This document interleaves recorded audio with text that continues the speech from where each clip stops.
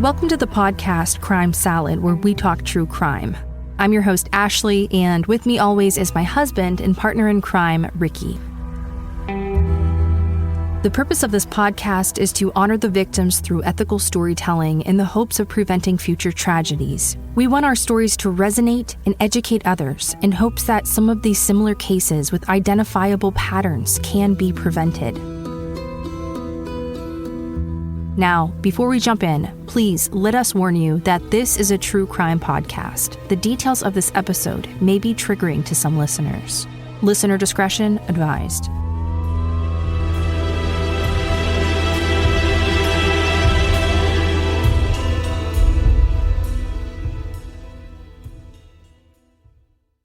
Hey, Crime Salad listeners, this is Ashley with Crime Salad, and just a warning, this podcast contains discussions of suicidal ideation, which may be difficult or distressing for some listeners. If you or someone you know is struggling with suicidal thoughts, please seek help immediately. Contact a mental health professional, a crisis hotline, or emergency services for support. Listener discretion is advised.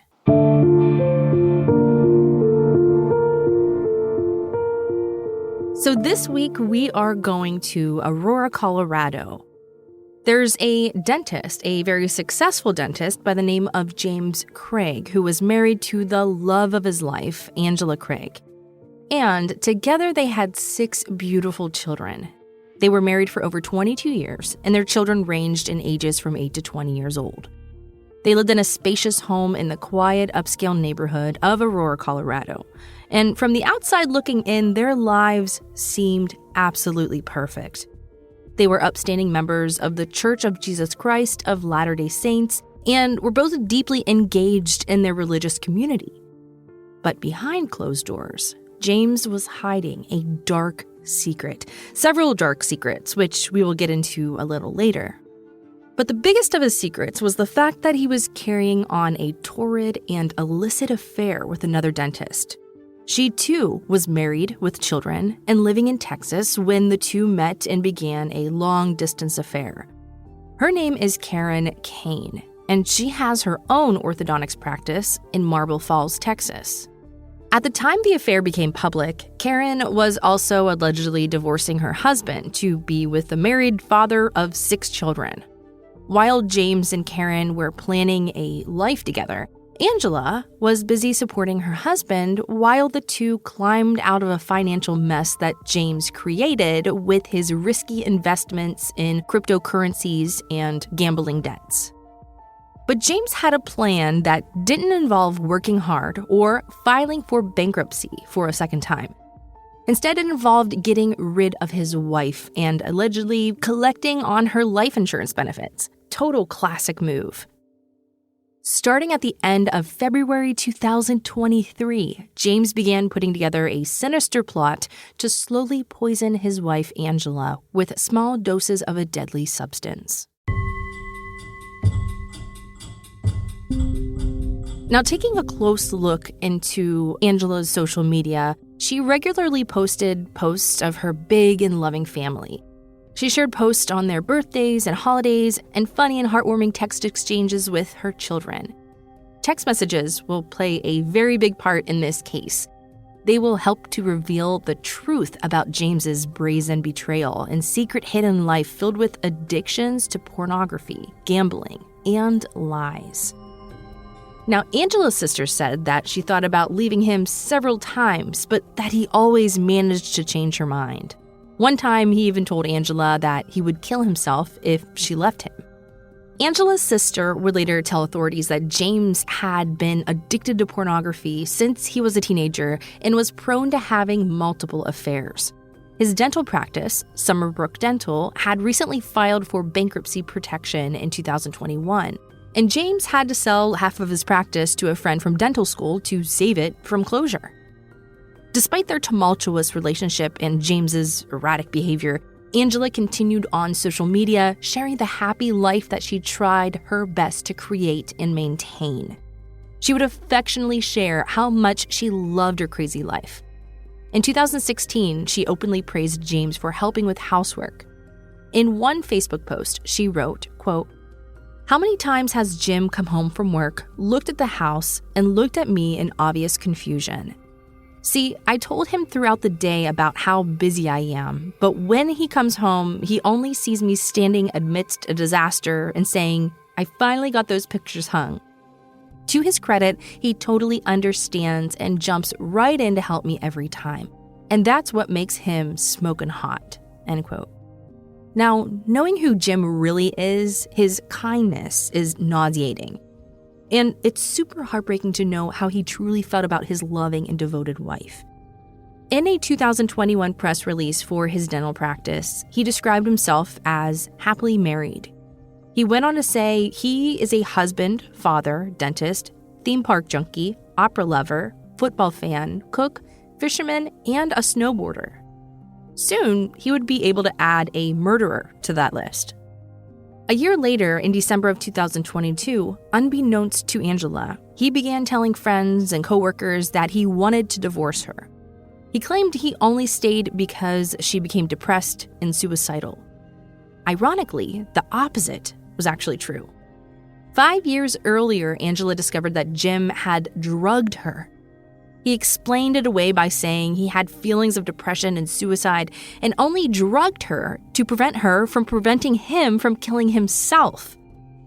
A work colleague would later allege that their fights were so bad that Jim would often have to leave work at lunch due to their fighting. But that wasn't true. Jim left work early to have sex with another woman.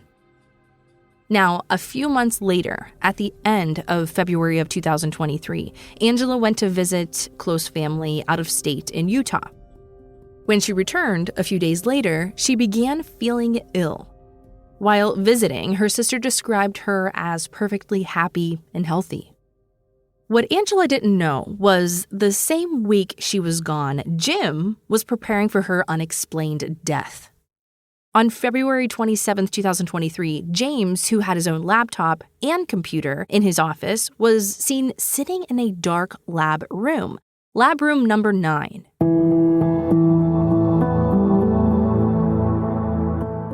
The employee who found him in this dark room using the computer thought that his behavior seemed suspicious, and she was right. On February 27, 2023, Jim created an email address that couldn't be located on his phone, his work computer, or his home computer. That email was jimandwaffles@gmail.com. The emails began on February 27th and ended on March 16th, 2023, which would be the day that Angela would die. The contents of those emails documented the purchases of several different types of poison. The digital forensic evidence shows that James got onto Google and began a series of disturbing searches related to poison. Those searches included, how many grams of pure arsenic will kill a human? And, is arsenic detectable in an autopsy? He began looking for chemical suppliers around and near Aurora, Colorado.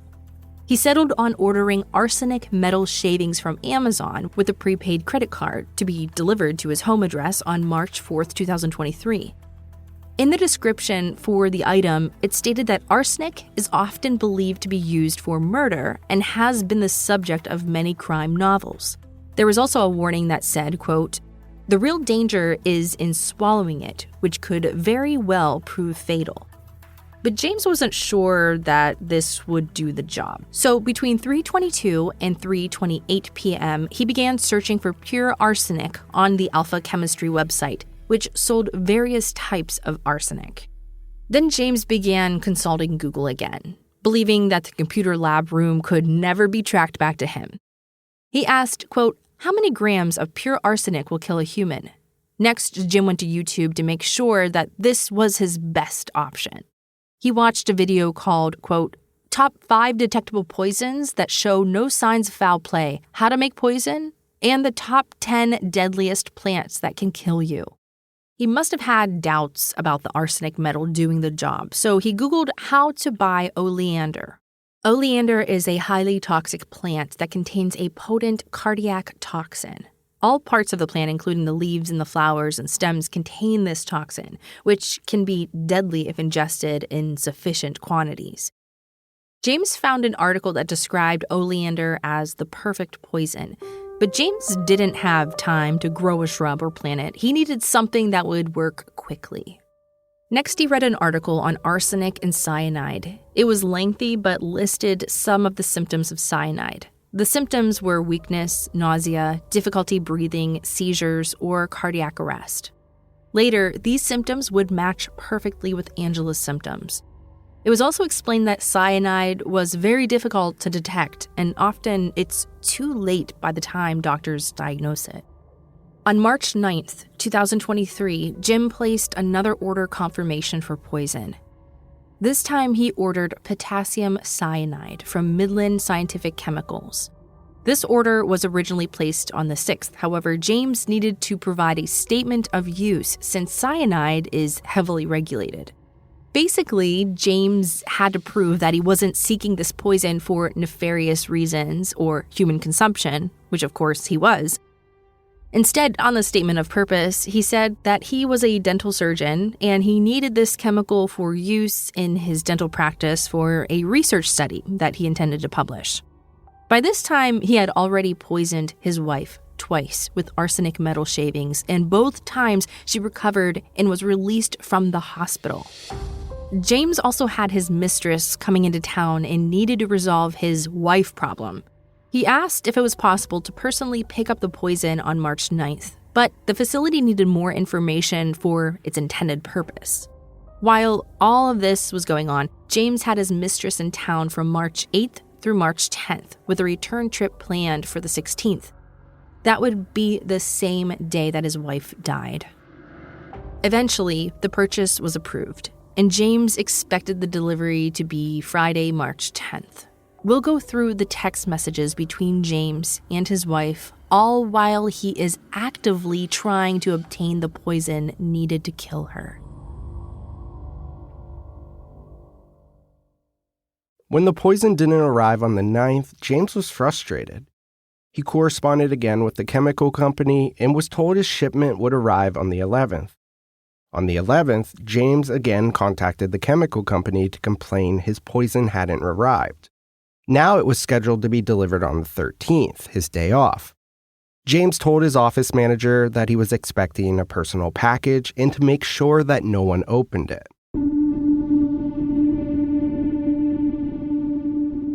On March 1st, the following text message exchanges occurred between James and Angela. By this time, he had already purchased the arsenic metal shavings. So I'll be reading Angela's text messages that were being sent to James, and Ricky is going to read what James says to Angela. I have to do everything alone. Your healing and happiness, this marriage is more important than my day. You are more important than my day. Thank you. I know you're getting ready to go out and spend some time with Tony, and I would like to ask that you keep last night's conversation details just between you and I. I trust Tony, but it was hard for me to even tell you that stuff. I'm definitely not ready for anybody else to hear it. Of course, I wasn't planning to talk about any of it. I haven't actually talked to Tony about any of the last few months since that initial conversation. I'm sorry. I know she's kind of your outlet and your strength and support and somebody you can always go to vent.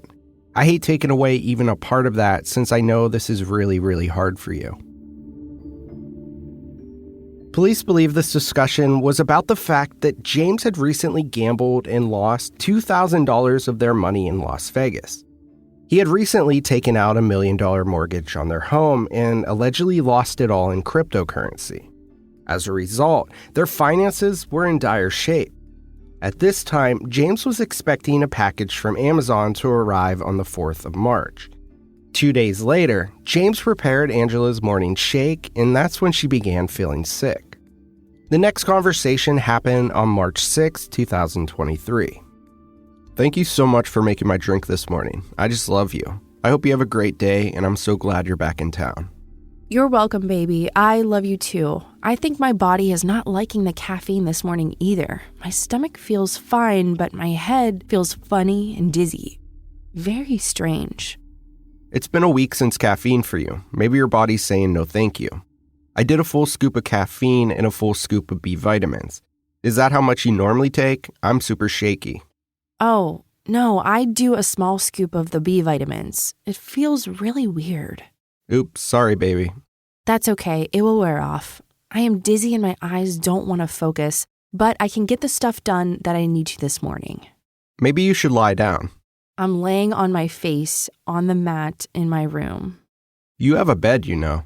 I'm stinky. Just seems excessive for a little extra supplement. Pearl is flying in this morning to see me. I totally forgot. I think she's flying out today too, though. I don't feel right in my head. Do I need to come home? No, this is just weird. I'm dizzy in my head and my eyes are working slowly and my body is responding slowly. That sounds really wrong. I'm gonna come home. I don't like this. You can't. You need to work. I'll throw on some clothes and sit with the girls and see if it goes away. Okay, I'm probably overreacting, but I don't like that.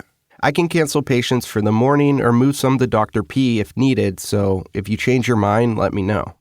It feels more like I feel when I take heavy meds and everything adjusts and moves slowly, like I'm moving in a thick gel. My eyes are struggling to stay focused.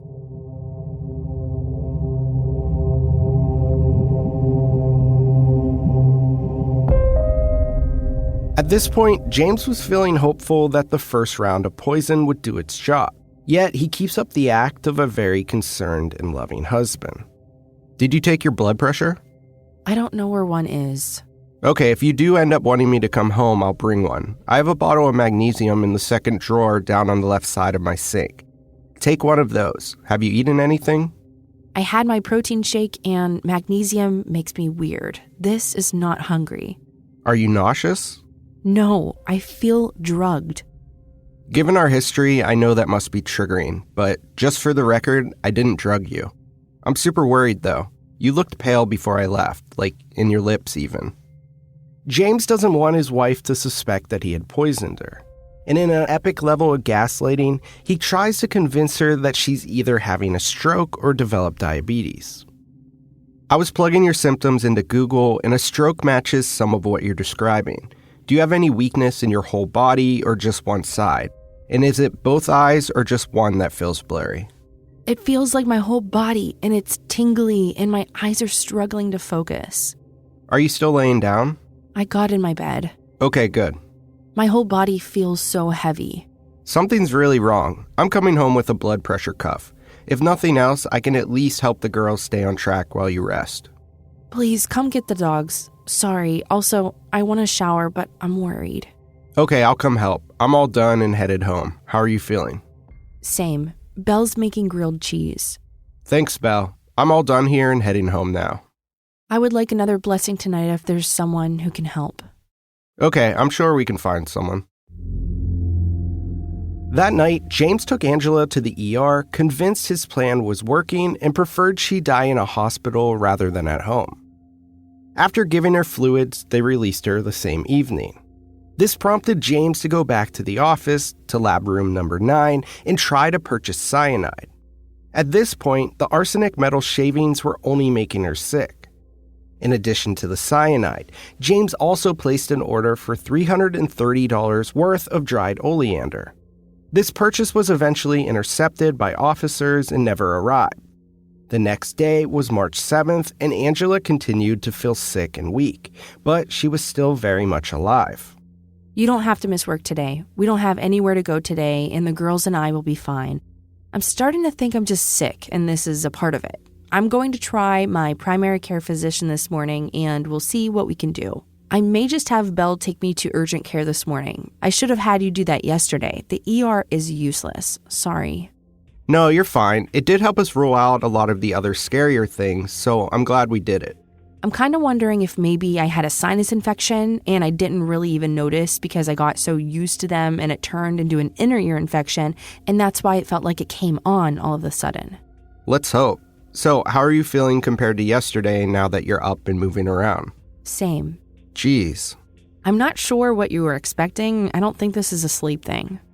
I don't know either. I was hoping that maybe the worst of it was behind us and you were going to start feeling better over time, I guess. On March 8th, James's mistress came into town, and the two managed to spend some time together at a hotel, in between James pretending to worry about Angela's not-so-mysterious illness, of course. This is also the same day that he tried to pick up the cyanide in person the next day, but was declined. These next text messages took place on March 9th, 2023. Did the ER give you any paperwork yesterday? Only the discharge paperwork on the island. It didn't have any of your blood work results or your MRI interpretation or even the glucose numbers. Since you're out and about, I really think you should go over there and see if you can get a copy of it. I don't want to tell you, but I feel like you would be upset if I don't, but I may have passed out a little this morning while standing in the kitchen. I just remember holding onto the island because I was dizzy, and then Violet in my face saying, "Mommy." Thank you for telling me, because that would have been a good moment to call 911. I just waited for Belle. It's weird because my eyes seem to be focusing better today. Well, that's good, I guess. I woke up with a headache and spots in my eyes. The spots went away, and my headache is still there. Sorry, baby. That sounds awful. Your family is out of control, but hilarious. I'm aware of both of those things. Wow, that's weird. Not doing a urine test here. They recommend I go back to the ER, but my A1C was normal yesterday, right? Isn't that what the ketones are? Never mind. She told me that they don't have the capability to do that test, but my primary care physician should. I'm tired. How did your talk with Matt go? I need a new doctor. It went fine. He says it sounds like diabetes to him. He said when your sugars are high, the lens in your eye expands and makes it hard to focus. You can get mental confusion or become really tired and weak. And he said that would explain the audio disturbances you had too. He's really disappointed that the ER let you go without at least giving you some insulin. He said that we need to find you a primary care physician and call them and say that you're a new diabetic and you need to be seen sooner than later. He was hoping that somebody could get you in as early as today or tomorrow. I don't want to be a new diabetic, so I would rather not say those words. Tell Matt to stick it. What should I do? I love you. It was so nice hanging out with you and just watching a show and snuggling. I'm sorry that you still aren't feeling well and that you feel like I'm disappointed at all. Just feeling empathy for how hard this must be for you. Hopefully things can improve and get better. I'm also grateful that the last couple of days have allowed me to have more flexibility in my schedule. God really does know what he's doing. Are you feeling anything particular for dinner tonight or this week? At this point, James knows whatever he poisoned her with wasn't strong enough, and he needed to either try again or try something stronger. While actively planning his wife's death, he did an amazing job at impersonating a caring husband. And the text exchanges went on like this for days. I'm having a hard time feeling okay being sick, and even a harder time knowing whether that's me or you. I could tell that you were worried yesterday, but I guess I just think that they sent us home and said nothing was wrong, and you think I should be fine. I realize I could be reliving the past. It's just hard, and frankly, really scary, and I don't feel like we addressed that at all. But I don't even remember most of yesterday, so maybe we did address it. I'm a crazy person. I'm not feeling anything particular about food tonight. So again, in this text message, Angela is referring to the time that she caught him drugging her in the past. At this point, we're all screaming, get out of that house and get away from him. But of course, we know that's not what Angela did. Even with Angela calling him out on her suspicions, James still made plans to end her life and take away his children's mother in a callous act. By the next day, Angela was feeling so much better. In one text message, she told him she was drinking her protein shake, sitting on the couch and counting her blessings. She wanted to update James so he wouldn't worry about her and he could work and pay off their many debts. He insisted on coming home and bringing his wife lunch. At one point, Angela even apologized to her family. In another message, James complains about all of the text messages in the family group chat from her family regarding her health. He complained it was interfering with his day and his ability to work. In other texts, he repeatedly checks on Angela himself and tells her he loves her and loves checking up on her. All of this while still wondering why she didn't die from his first 2 attempts at poisoning her. In another message, he states, quote, "I'm going to trust that you're just sleeping and not dead somewhere. I just finished up with what I needed to do at work. I just left the office. I'm going to stop at King Soopers on my way home and grab a couple ingredients to make dinner tonight. Love you." That was on the 8th. Police believe that's the second time James tried to poison Angela in 2 days.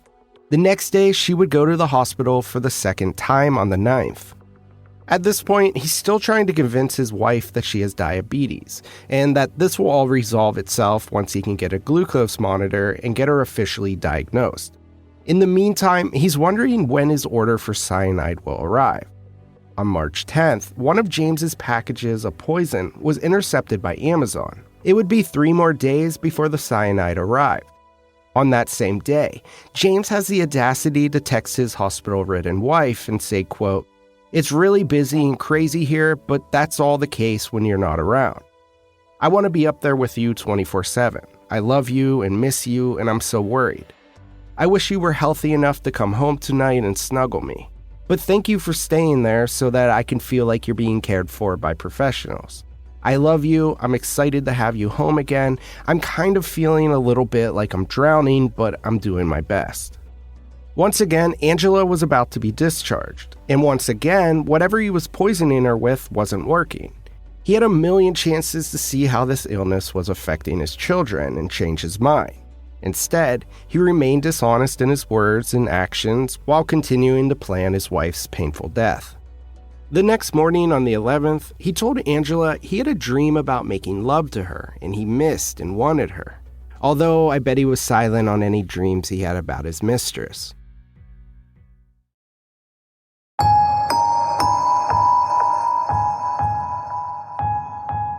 So that package of potassium cyanide was delivered to James's office on March 13th, and the package was accidentally opened by an employee. The office manager realized that this was the personal package that James was talking about. She looked inside and saw a warning label for potassium cyanide. Then she closed the package in a way that James would never know that it was opened. 2 days later, Angela was back in the hospital and was quickly placed in a drug-induced coma while they tried to save her life. It was at this moment that the office manager began connecting the dots. James was in the dark using a computer in lab room number 9, and the package he didn't want to be opened contained a deadly poison. She called Ryan, James's good friend since dental school and business partner, and told him what she suspected. Ryan and his wife Michelle headed straight for the hospital. Upon arrival, they spoke briefly with James. While he was on the phone, they pulled away a nurse and shared their suspicions that Angela had been poisoned by her husband with potassium cyanide. Ryan observed James meeting with the doctors and then crying after learning about Angela's prognosis. They left the hospital, and within minutes, Ryan received an angry phone call from James. He told Ryan he had received some disturbing information from the hospital staff that Ryan had accused him of poisoning his wife. Ryan said that he knew all about the package and to save his lies. James, who is a masterful liar, insisted that that package that he's thinking about was a ring that he purchased to surprise his wife. He told Ryan that the package was sealed and he couldn't possibly know what it contained. Ryan again called him out on his lies and said that package was opened and then resealed, and he knew exactly what was in the box.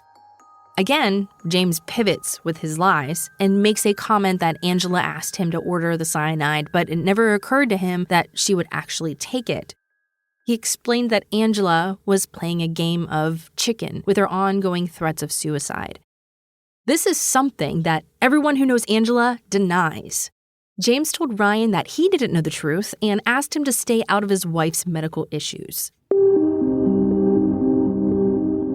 Now, later that evening, Angela began having seizures, and due to intracranial pressure and a lack of oxygen to the brain, she was placed on life support and did not regain brain activity. Angela died the next day, which prompted James to text Ryan again, asking him not to cooperate with the police. Now, his wife just died, and he decides to send this very lengthy text to Ryan. It states, quote, "Good morning, Ryan. Thank you for taking my patient load today. I want to make an urgent plea to you. If we were ever friends, please do this favor for me. Please don't talk to anyone about what we talked about last night, including any law enforcement officers. You are under no obligation to answer their questions unless you are served a subpoena, and you will do more damage than good to my family by continuing to insert yourself into this. Angela is gone, and I'm devastated. There is nothing that can bring her back, and I want desperately to tell you all of the details so that you can better understand what's gone on behind the scenes with her. There is so much that you don't know that I wish you did. If you knew everything, this would make so much sense to you, but there's no use in telling you right now. You and I have history of you and the other partners and Jackie all talking about me behind my back and deciding what you think is best. And then you're always the fall guy that has to pull the trigger or tell me what you've all decided about me. In fact, yesterday, you didn't even come to me. I had to seek out to you. You have never given me the advantage of talking with me first. You just decide and then act and hope I'll pick up the pieces later. This is a pattern in our business dealings and now has become a factor in our personal dealings. Let me paint a picture for you of what this has done. Yesterday, I had to tell my kids their mom was not going to wake up, and they were there to say their final goodbyes. That was at 6:45 p.m. The hospital said we could bring the kids up to say goodbye at that time, but because of the investigation that you opened with your incomplete information, the hospital made those poor, grieving, hysterical kids wait until after 10 p.m. to see their mom. After an hour or so of saying goodbye to her, we went home just before midnight, only to have our house sealed against our entry by the police. Instead of getting to go home and find comfort, they were met with flashing lights and cold, unfeeling cops, and the kids, scared and confused, had to go to sleep at the home of a ward member. Family is starting to come into town today, and I have to tell them that they can't come to my house, and I have to try to explain why. I have to hire a homicide attorney to make sure I don't end up being painted in the light that some hungry DA is anxious to paint me in, because I am most likely going to be charged, even though that is absolutely not what happened. Ryan, I understand why you did what you did. I do. I get it. But if you had come to me personally, man to man, instead of talking to everyone else about what you thought you knew, I might let you in on some details that would make you less likely to cause this horrible storm. Man, Ryan, if you had only put me higher on your list of priorities instead of putting everyone else's opinions and gossip ahead of me, for what? For that, I am very, very mad at you. I have talked to you about this multiple times, but you don't seem to care, and now what you thought was responsible has become reckless and so destructive. And so I'm asking, if there was ever any love in your heart for me, please don't make this any worse by talking to any officers or anyone else about this unless you are legally forced to. And whoever else on the team you think is going to be questioned, I would ask that you privately ask them to honor this request too. Also, please don't respond to this text message until I text you again. Now, shortly after sending that message, James's phone was confiscated by the police. On March 16th, the day after Angela's death, his mistress sent him an email with her condolences. It read, quote, "Hi, honey. I'm so sorry for what has transpired this week in your world. I am sorry I am not a part of your world to be of more help to you, and instead I am pulling you away. This is so hard. I want to be and do whatever I can to support and encourage you, and I don't want to add to what has become an incredibly difficult time. I can't imagine what it is doing to you to walk your kids through this.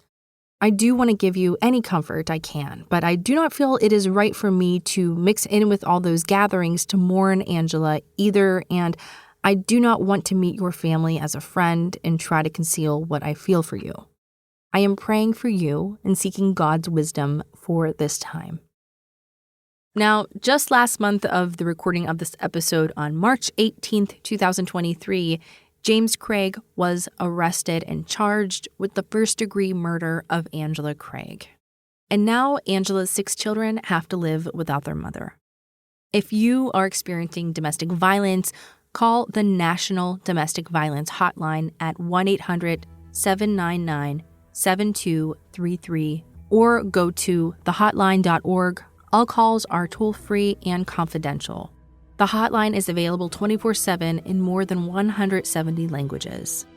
And before we take off here, I just want to thank Rebecca and Karen for becoming patrons this week. Thank you both so much for your support. And thank you to all of the listeners who follow us, listen to us. Thank you so much for supporting Crime Salad. It means the world to us. We will see you next week.